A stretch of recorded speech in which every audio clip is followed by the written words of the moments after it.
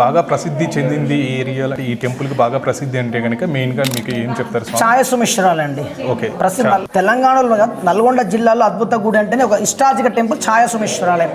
నల్గొండ ఎవరైనా పెద్దవాళ్ళు వస్తే మాత్రం ఫోటో వస్తే మాత్రం డిఫరెంట్గా ఛాయా సోమేశ్వర స్వామి దర్శించుకుంటారు. ఇప్పుడు మనం అలా చూసుకుంటే కనుక శివుని టెంపుల్కి మనకు తెలుగు రాష్ట్రాల నుంచి ఎక్కువగా చూస్తే కనుక అరుణాచలం అనేసి చాలా మంది వెళ్తున్నారు.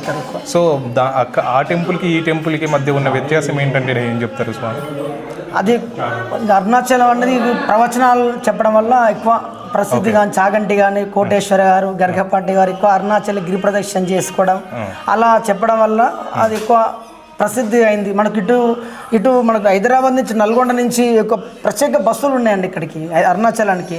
ఎక్కువ అదిగా పౌర్ణమి రోజు స్పెషల్ అక్కడ గిరి ప్రదక్షిణ చేసి అనుగ్రహాన్ని పొంది వాళ్ళకి ఎటువంటి కోరిక కావాలన్నా ఆ కోరిక నెలవేరుస్తుంది గిరి ప్రదక్షిణ చేయడం వల్ల.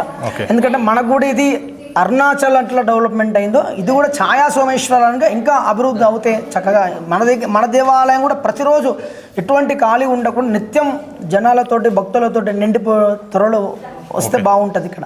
ఓకే, ఇంకా డెవలప్మెంట్ అయితే ఇంకా డెవలప్మెంట్ కావాలండి. ఇది వెనుకబడిన దేవాలయం ఒక 50 సంవత్సరాల వరకు ఫస్ట్లో శిథిలావస్థలో ఉండేది.